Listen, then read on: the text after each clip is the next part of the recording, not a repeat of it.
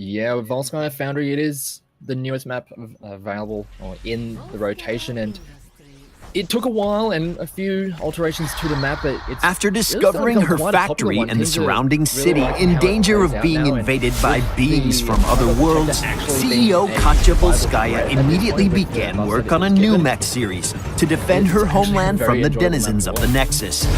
Now, the Triglav Protector is ready for testing. Certainly has been a lot more impactful. Volskaya Foundry is a medium-sized, 3-lane battleground. At the top, center, and bottom of the foundry sit 3 control points. Periodically, a control point will activate, and teams must vie for control of the point to acquire a massive mech vehicle. Ownership of a point can be gained by standing inside the designated area. However, if an enemy happens to also enter the area, the point will become contested until the foe is eliminated. Once a team assumes possession of a point, they will begin to accrue victory progress at a steady rate. Teams must remain in the area to continue this progress, as stepping away will eventually return the point to a neutral state. As in Overwatch, if a control point reaches 99% and an enemy remains to contest, the point will enter an overtime state. This overtime state will only last a few seconds, but it is reset whenever an enemy player steps onto the point. Once a team's victory progress finally hits 100%, they will close out the objective and initiate deployment of a Triglav Protector. The Protector is similar to other piloted objectives in Heroes of the Storm, like the Dragon Knight or Garden Terror, but it is unique as a 2-person vehicle. The first person to enter the Protector will assume its pilot position. This player will control the mech's movement and use of sieging and support abilities. Charge will propel the Protector toward a targeted enemy's position, dealing area damage around it and double damage to structures and minions. Rocket Fist launches a concussive fist that will root the first hero it hits or disable a targeted structure for a brief period of time. When activated, Shield Emitter will provide the mech armor and grant a shield to allies in its proximity. The second person to enter the Protector will take on the gunner position and has access to a deadly set of damage-dealing abilities. After a range-defining windup, the Protector's particle cannon can launch a projectile to a target location, dealing area damage upon impact. The mech can also initiate Gatling Cannon, unleashing an ongoing barrage of missiles at your cursor location for a brief period. Or activate its Scorching Laser to cut a line in the terrain that will trigger a delayed explosion for heavy damage. In addition to the Protector, spread across Volskaya Foundry are 5 mercenary camps, 2 siege camps, 2 turret mercs, and a singular support camp. Utilize the pushing power and activatable resources from these camps to bolster your team's aggression and push further into enemy territory. The control points across Volskaya are unique in a few ways. Each layout is different and will require you to engage the objective with a variety of tactical strategies. On top of that, the addition of moving conveyor belts around the points brings a dose of chaos that can amplify your team's approach or stifle it completely. Make sure you understand the direction each conveyor belt is moving around your point when you decide to engage or retreat. Even if your back is against the wall and it looks like the enemy is about to capture a point, do not lose hope. If you defensively dive a point before it hits 100%, the enemy cannot secure victory with you present. Safely hold your ground and get your team to back you for a team fight that could turn the tide. You do not want to underestimate the power of the Triglav Protector. In the hands of talented players, this mech can unload a ridiculous amount of damage. Volskaya Foundry is primed to test its remarkable new technology. How are you with mechs? Ready to be a pilot? A gunner? Stukov with the silence pulls into a Greymane Cursed Bullet, into some Chromie, rather, not Gromy. She may need to Gromy a little bit. No, Chromie with the Dragon's Eye and the Sandblast. That could be very explosive. Yeah, on the side of Eternal Adaptation, they just have a lot of zone control, and especially when it comes to fighting over the Protectors onto the points, that can be very powerful tools for them to use. the slowing sands, the lurking arm. Those are just points that you just do not want to be fighting around, especially when it's someone like a Blaze or an Anubarak on the front line who kind of need their abilities to be able to survive. Indeed. And with Volskaya, obviously having a team member standing around on that point or having a point engage even throughout the course of trying to hold that and gather your protector power, a Chromie can cause so much havoc from the back line and from such a safe distance. And looking at Ego Void's draft there, GL, the only real thing that we've got to get to a Chromie is the Anubarak, and he's going to be out of position quite quickly unless Blaze follows up with a jet propulsion very quickly after that. Yeah, that is something that they're going to have to really figure out what they want to do to be able to deal with that Chromie. And finishing off that lineup on the side of Eternal Adaptation, they've got the Muradin and the Arthurs. They've already got a very solid damage lineup with the Greymane and the Chromie. They just needed a front line for them to essentially stand behind. And picking up the Arthurs, it's usually a good tool for dealing with the Greymane, but now that it's alongside them, that's going to be very powerful for them to really lock down some of those frontliners on the side of Ego Void. So I quite like the composition that has been put together by the side of Eternal Adaptation. It's a lot of zone control, a lot of area control that it could be very hard for Ego Void to be able to push through. Absolutely concur with you there, GL. The draft from Team EA looks solid. It looks thought out. They've gone to the staple tank in Muradin, and then having that Arthas on the side of the Greymane, as you said, is going to help that lockdown and slow potential. Huh. And an interesting pickup there from Ego Void as their last pick with a Vala.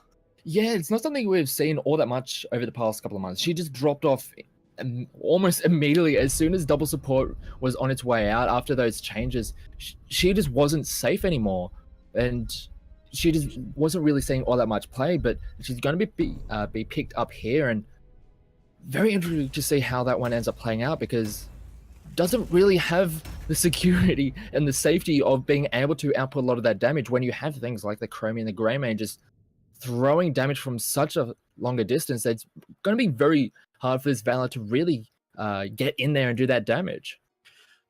Again, if Vala gets caught by a lurking arm, she can't vault away into a Muradin Stormbolt, into a Chromie Q and W. Gone. Bye-bye, Vala. Yeah, and she's very squishy, and she will need to rely on that Uther and also that front line of the Anubarak and the Blaze to really carve out some space in throughout these team fights for her to be able to output some of her own. But it's a rather interesting composition. I'm looking forward to seeing how they try and play around these objectives as we get into this game. Well, as we say that, GL, we are going to be loading into the map and seeing these two teams go head to head. And we have them spawning in right now. Gonna be a fun game, I think, GL. I always love Volskaya. It's an interesting map, and as I was saying earlier, once it had a few of those changes, a few more tweaks to the mechanics, it's really picked up in popularity, and really liking how it really plays at this point. Indeed. So on the red team, we have got Ego Void with Against Time on Anubarak, Blue Aura on the Nazebo, PB&J, Vala, Cruven on the Blaze, and the Ratsa on the Uther. And on the blue, we have Eternal Adaptation. We have Burnt Water on the Stukov, Fifth Chivalry on the Muradin, Gotcha on Chromie, JD Star on the Arthas, and Hill is on Greymane, and we get a pause right off the bat. Insta-pause. That's interesting. Looks like we've had a little bit of an DC ANZ issue? internet regularity here. Just the good old ANZ internet issues. It seems that Ratsa on the Uther has disconnected, but he should be able to get back into the game without too much of an issue. But just looking at these compositions, it's very much, as you were saying, even as we're getting just the first couple of picks, it looks like Ego Void want to be taking it to the late game, and that's something that Eternal Adaptation have to be very, very wary of. If that game goes too long and they're not able to carve out some advantages for themselves, they could really start to get punished heavily by that Nazebo later on. Wow, that's exactly what I'm looking forward to, GL. And we've got a little bit of, bit of that ARAM happening in the middle here, looking like we've got 5 on either side, hanging out at the mid, going for a bit of a poke and an engage, and hopefully some quest talents being applied. Yeah, just a little bit of pressure being applied. It looks like there was the Arthas on the top side just getting some experience. That's a great engage. Comes in against time. Does get picked off. Oh, he gets absolutely wasted by the Chromie there, GL. Yeah, great little pickup there. The first couple of kills aren't all that important this early on in the game, but it's still very great to get a little bit of the mind game in your favor. So nice start there for Eternal Adaptation, but still there's a lot of way to go. And as we were saying, this is a late game composition coming out of Ego Void, and that'll be okay to just drop a few early on in preparation for just the big power spikes later on. We have a look at that XP lead, and there is absolutely nothing in that experience lead, GL. So early game kills don't mean anything other than that demoralization. And we see against time taking a lot more damage. Greymane now out of position. Hill getting focused down by the Vala. Mirrodin diving over the top. Anubarak trying to get that burrow charge onto Hill, but he walks away. Against time, almost taken out by the Chromie again, GL. That was so close. That was so close. I think his spell armor may have come back just in time, but still very, very close to being taken out there. They were almost able to get Hill, but he was able to just get himself out of there in the nick of time with the help of the Mirrodin. Pretty much just running a body blocker, but still, it's very early and it's just it's testing the waters for both sides. And it's so far, it's looking like Eternal Adaptation really utilizing this kind of composition to play aggressive early on, not allow Ego Void to get any kind of safe positioning early on. And we see the Eternal Adaptation rotations are very, very sharp and very quick. So outside of this, I get proven wrong right now. So they were pushing Ego Void back and forth between the top and the middle lane there, GL. I'm interested to see how aggressive they're going to be once we get this these level 4 talents locked away. So nothing out of the ordinary here. We see Stukov actually going into vigorous reuptake. So he's looking for that extra healing on the bio kill switch, which is going to pay them dividends in the long term, GL. Yeah, and as we were saying, this is a map that does tend to go later or into the later game towards the level 20s, and by that point, you're very much expecting that Stukov to have that stacked up and will be incredibly important, the amount of healing popped out in these later fights, and especially when it comes to these control points, which is just now being activated in the middle of the map. Yeah, we see that A point active, and we've got Ratson against time crowding onto that point already.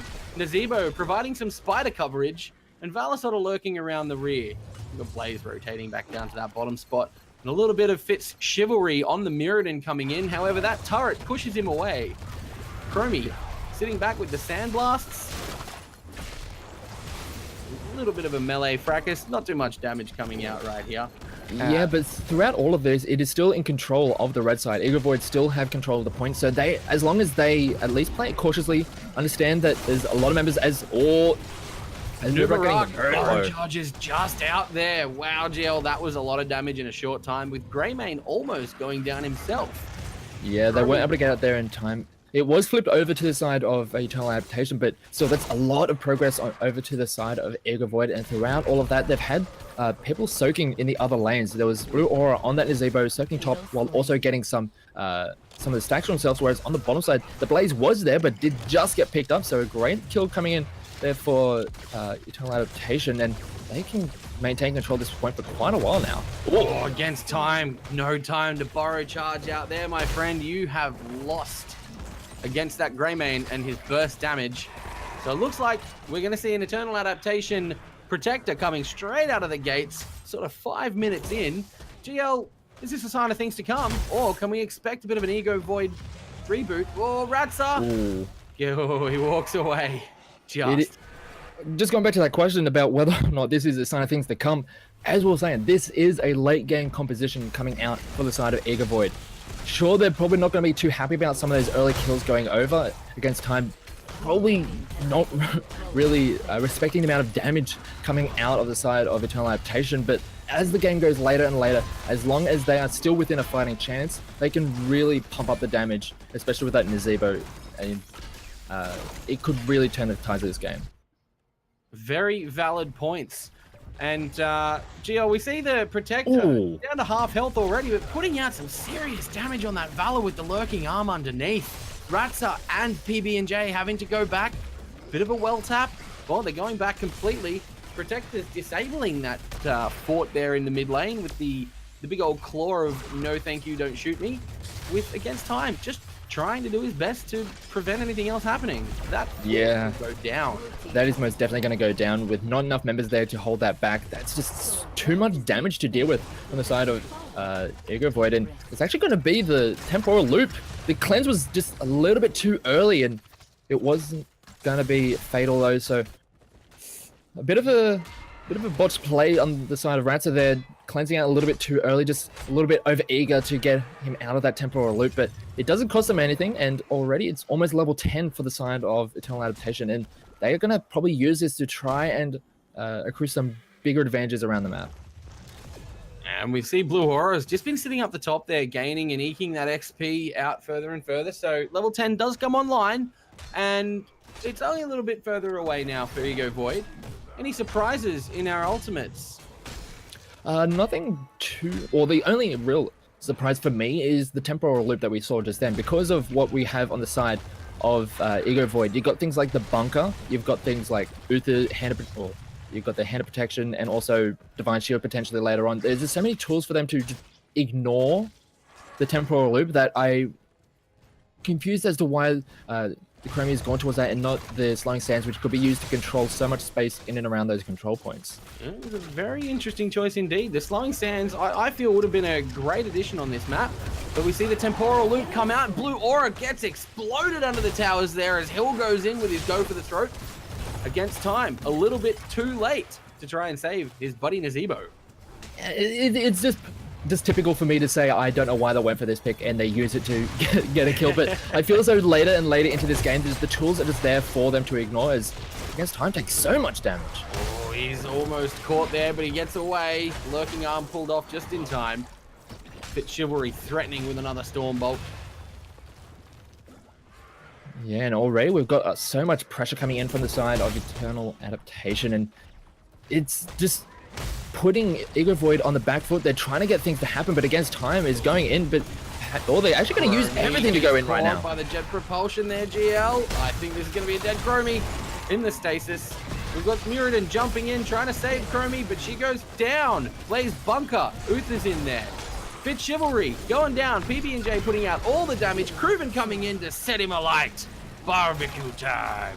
Good little fight there, GL. Yeah, a great fight, a great turnaround after losing a member, managing to pick up a couple for themselves, and it comes at a very good time. The control point coming up very soon. It also allows them to put so much pressure on this top side of the map, maybe even take down a well to really reduce the amount of safety that Eternal Adaptation have coming into this next control point. Interesting point you raised there, GL. EA did not take out Ego Void's mid-well, so that's another little bit of value that they could have gotten, but allows it. Oh, Blue Aura caught in the Chromie time loop. Cleanse gets out. Arthur's trying to engage. Not enough health on the Greymane. Vala gets picked off. Good night, sweet princess. Yeah, the healing discus coming out of the Uther was just a little bit misplaced and didn't actually end up hitting the Valor, so that was just going to be another pickup coming in for the side of Eternal Adaptation. And I was saying that it was a great couple of kills coming over to Ego Void, especially when it comes to the timing, but now that they've picked up another for themselves, now they have control of the area, and it's going to be forcing Ego Void to be on the back foot and try and force their way into the point, or just give up yet another Triglove Protector. So level 13 coming in for both teams now. Blaze is still down the bottom there. Now, Arthas is rotating down to try and help alleviate that pressure that Blaze has got on, but all the pressure should be focused here for Ego Void on this top lane to try and prohibit that Protector. Otherwise, it's going to be another fort lost. Yeah, more than likely it will go down should they manage to pick it up, as I guess time goes in. A great lockdown combo. Wow, the Chromie almost within a breath. We've got a web wrap on the Muradin, so he's unable to save her. Bunker goes down. PB&J, good night, Chromie. Against time with the hill engaged. No, gets away. The Bunker proving all the value there, GL. That Bunker is just overpowered. Yeah, the Bunker is a little bit too strong, but I have to really commend the engagements coming in from against time. Some of these have been a little bit over aggressive and not really having the follow-up from the rest of this team, and he ends up getting caught out a little bit. But there was a great one there, getting right onto that Chromie, not allowing her to have any kind of safety, and in these engagements. And once you take out that Chromie, that's a lot of that long range threat just down the drain. So very good play coming out from Ego Void. They just have to keep it up, as they have quite a bit of percentage left to go on this point, and there's not really much left needed for the side of Eternal Adaptation, but we've got another fight coming up very soon. Another fight coming in as Cruven gets the stun from Fitz. We've got the bunker down again. Gotcha on that Chromie is gonna fall. Ratzer takes him out with the big old hammer. Vala goes down from a hill, diving into the back there with Go for the throat. Protector comes out for Eternal Adaptation. We see Cruven fighting onto that Arthas. Blue Aura on the Nazebo, pumping out the damage with the toads and the spiders. And we've got Muradin jumping into the Protector along with the Arthas. They're going to look for some serious damage here, GL. Yeah, just a little bit of a miscalculation on the side of Ego Void, not really paying attention to who had control of the point at the time. They were not able to get back there, and they just ended up giving over the point for free, and it was really not necessary. They kind of tunneled onto the kill onto the Chromie, and because of that, they have given up the point. They've given up this second Triglove, and they just keep on bleeding structures all throughout this map. Hemorrhaging those towers because the focus is just not on the point. It looks like they're focusing on those kills, but as we said earlier, there's definitely this late game mentality here, or against time, burrowing out just in the nick of time there, GL. Yeah, just taking so much from that Triglove Protector, and they'll be able to keep on pushing through. And this is still anyone's game. Ego Void still had those late game tools to really kick up or come online later and later on, but it's still it's a little bit worrying that Ego Void are giving up so much early on, but it looks like they want to get the engage going again as they get a great engage. Greymane Hill going down to all that fire and oil. Burnt Water taking all the damage on the Stukov. He goes down. Fit Chivalry with the Avatar. Arthur's trying to get away on the JD Star, slowing PB&J. It's not going to happen. He falls too. Is it going to be a Fit Chivalry? Is this going to be a 4-man? Nope. Looks like the Dwarf Toss is enough to keep that little, Valor on the PB&J wants some blood here, GL. It still wants it. They will be able to get out of there with the Dwarf Toss, but still 3 kills. Great little pickup there for the side of Ego Void. Just staying a little bit too long beside of Eternal Adaptation, just not really respecting how much they were able to get, and then just pulling away in time. And they got punished for it, and it's going to allow Ego Void to really pick up quite a few of these camps around the map. And as we were saying, this is a late game composition, and even though they have been hemorrhaging structures all over the map, they're still in this game. And as we get later and later, that power is going to really kick in from the side of Ego Void, and at that point they should be able to get some fights and then start getting the structures in their favor. Yeah, and having a look at those Nazebo stacks, we've got 144 on the Voodoo Ritual, so if he goes to Vile Infection, which I'm assuming he will, DL, then we're going to see a massive power spike coming out at 20. And interesting, with the 2 forts and the outer keep wall in the top lane being lost there by Ego Void, they are actually in front on experience. Yeah, a lot of it's just coming down from the way they've been able to soak these lanes so consistently. Most of the time having either Nazebo or the Blaze to clean up a lot of those waves, and also just the way these kills have been going down. It's really helped them stay in that game, and should they get another very solid team fight or something around the next objective, and they start picking up some of the towers around the map, that's a lot of experience just waiting for them to be picked up, and that could really balloon their advantage. Absolutely, and we know the later the game goes, the more those towers are worth. Looks like we've got an engage here on the Blaze. Cruven falls in a massive burning fiery heap of metal and oil as the 5-man collapses on the bot and gets this fort. GL, they want their XP lead back.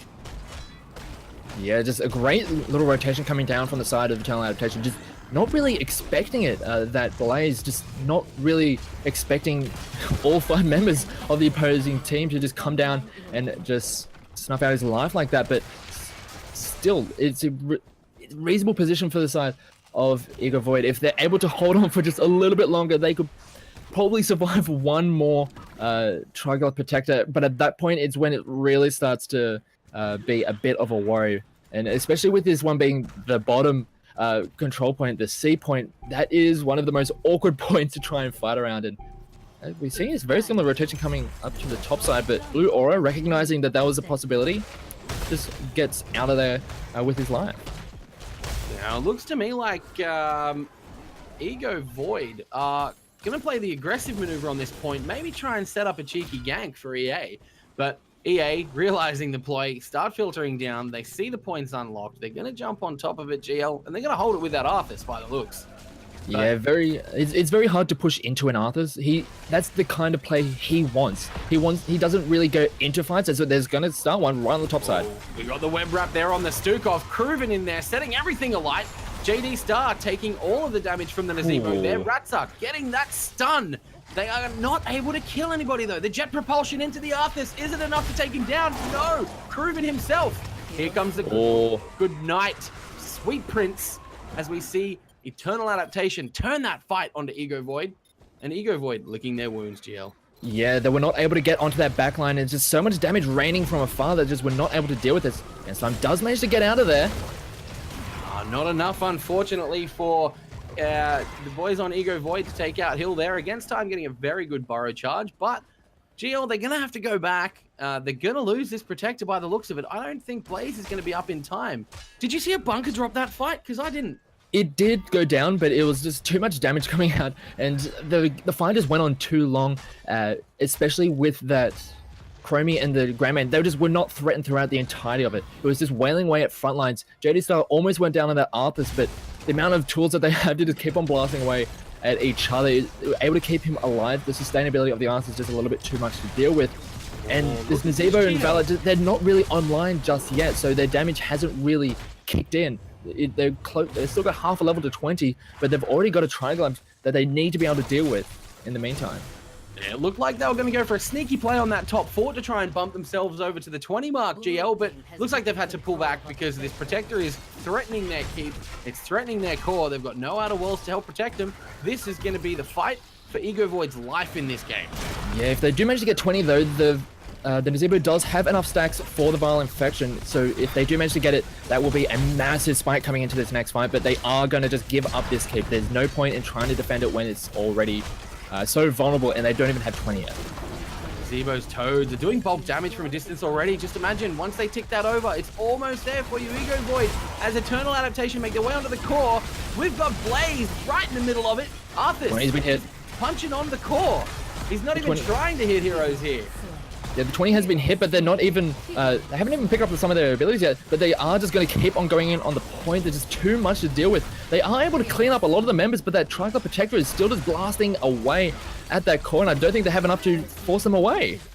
It's going to be game, set, and match here as Fitz Chivalry pummels with his hammer for the final blow onto the core. GL, a little bit of a risk, I feel, in taking those